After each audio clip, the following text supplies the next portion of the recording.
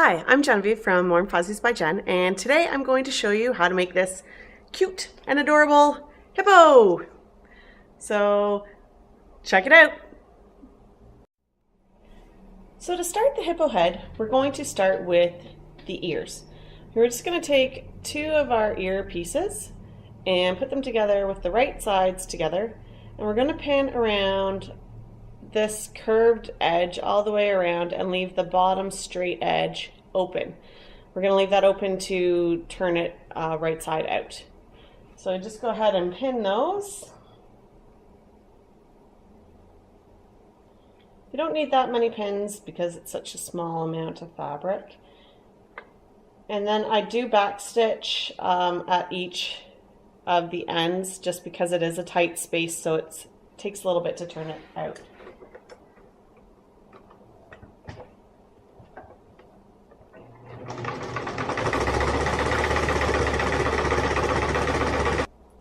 Once your ear has been sewn around the edge, we're going to turn it right side out. So it's a little bit tricky just because it's a small piece, but you just kind of fold the ends down and push it. And then you are going to want to use a handy dandy chopstick here. I did get this at the dollar store in a package of about 6, so quite affordable. You can find them also at places like Walmart and things like that. And we're just going to poke the end of our stick in, and that allows us to get our ear all the way out. So you're just going to repeat that for the second ear as well, and then we're going to set those aside and get the rest of the head together. Once our ears are done and turned right side out, we're just going to set those aside and continue on with the head.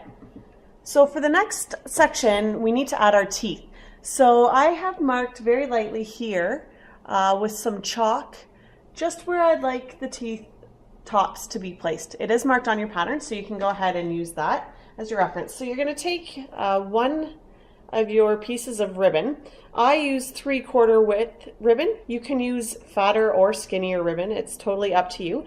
It just depends on the look you're looking for your hippo. I do use the satin finish ribbon as well. I just think that that's the best for the teeth. So this is a 2-inch piece long piece of ribbon, and I'm just going to fold it in half. And I'm going to place the top edge, the cut edge, along that one of those lines of chalk. And I'm just going to pin that in place. And make sure that it's nice and straight, because once your hippo is put together, we want our teeth to be straight across and not kind of wonky. So we're going to do that same thing with the second piece of ribbon. Again, fold it in half, and you want to have the top edge, cut edge, pinned down and not the folded edge. The folded edge will be the part that is hanging down from the hippo. So I'm going to try and make sure that these are lined up really well. And I'm just going to move this one in a little bit. It looks like it's a little bit too close to the edge. And I just put one pin in them. So there's our teeth pinned onto our gusset piece of our hippo. So once those are sewn on, we're going to do a satin stitch along the top edge of the tooth. I like to have a really, really close stitch. You could use a zigzag, that's a little bit wider. My preference is for it to be really nice satin stitch with a longer stitch length, but the option is yours. So start just on the outside edge of the first tooth, and we're just going to go really slowly along the top edge of the tooth. I like to take my pins out for this.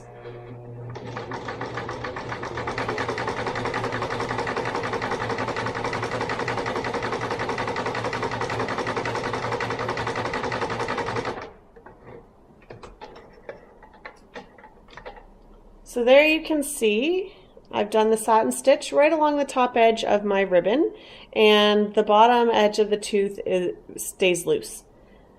So I'm just going to do the same exact thing along this tooth, and then I just cut off these ends. There's no need to worry about it coming out because it's a satin stitch. There's so many stitches in there that doesn't happen. So there we have both of our teeth sewn on, looking good. So I do like to trim up these extra threads here before I continue on, just so I know that they're not going to get caught up in anything. And then our teeth are totally done.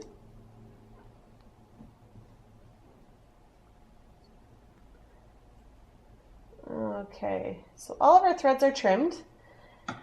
Now what we're going to do is take our gusset piece and attach it to one of our side head pieces. So this is one side head piece. This, you can see, kind of has two bubbles.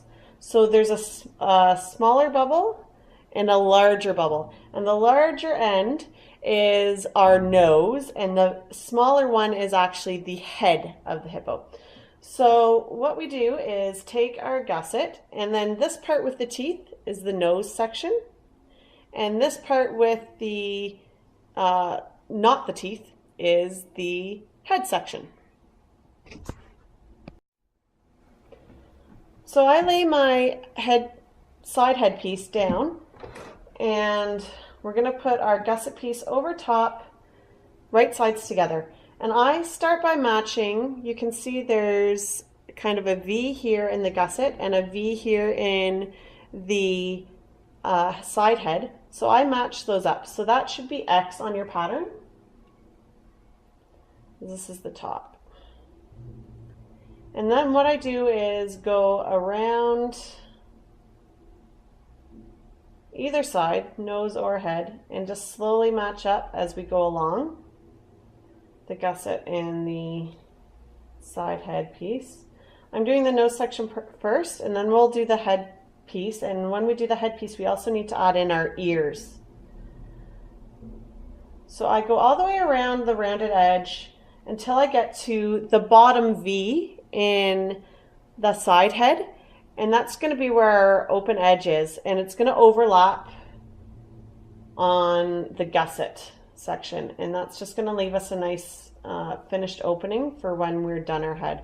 So you can see that my bottom head piece is longer than this, so I'm just going to put it down, and then when I do the other section, we'll fold them over and we'll end up with a nice edged opening for turning and stuffing our head.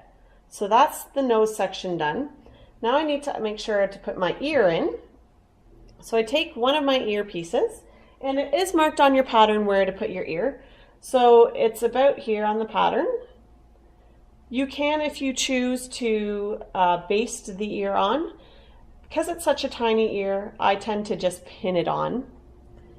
And then you're just going to do the same as you did with the nose and go all the way around this piece, making sure to sandwich that ear in between the gusset piece and the side head piece. So just continue around this back edge here of the head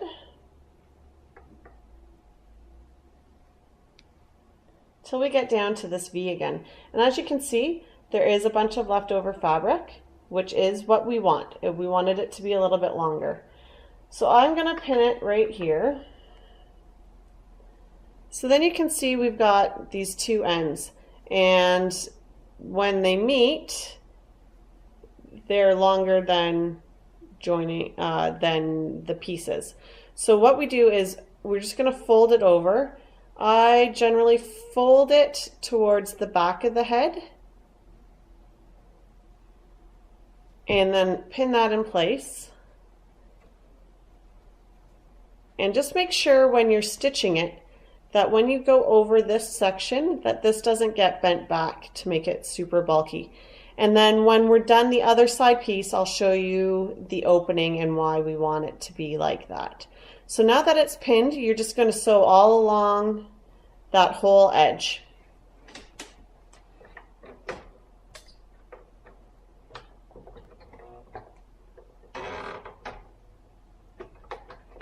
Put my machine back onto my straight stitch after my zigzag.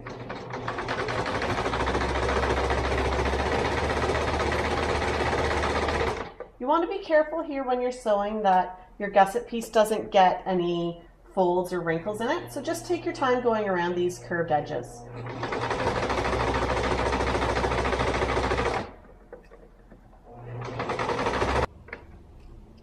So now we've sewn that edge. You can kind of get a sneak peek of what it's going to look like if you want. So our teeth are in a great spot there on our head, and there's our ear.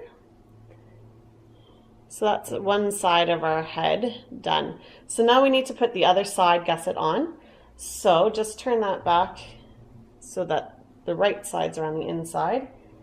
And we're going to take our second side head. Don't forget to add your ear piece to that.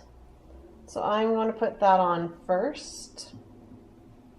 Actually, what I like to do is pin this, starting in that top V area that matches up. And then I like to just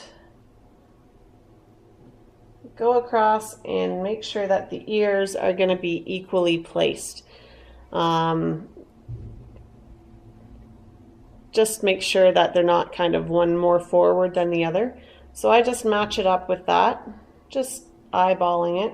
If you want to be more precise, you can measure from the V to make sure that it's the right distance. So I just pinned the ear, and then I'm going to pin this in place here. And then we'll have a look and see if we like where that is before we sew anything together. So when I look at it from here, it looks like it's going to be pretty even where the ears are. You can just see them poking out there. We're going to go all the way around, and we're going to have that fold at the bottom again on this side. And we want to make sure that our fabric is folded in the same direction as it was on the other side, so that the seam lies nice and flat. So I'm just going to pin all the way around till I get down to that bottom area.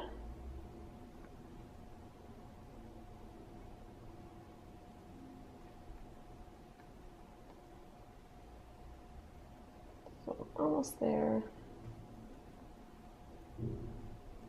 So we folded our fabric towards the back, so we're just going to continue that fold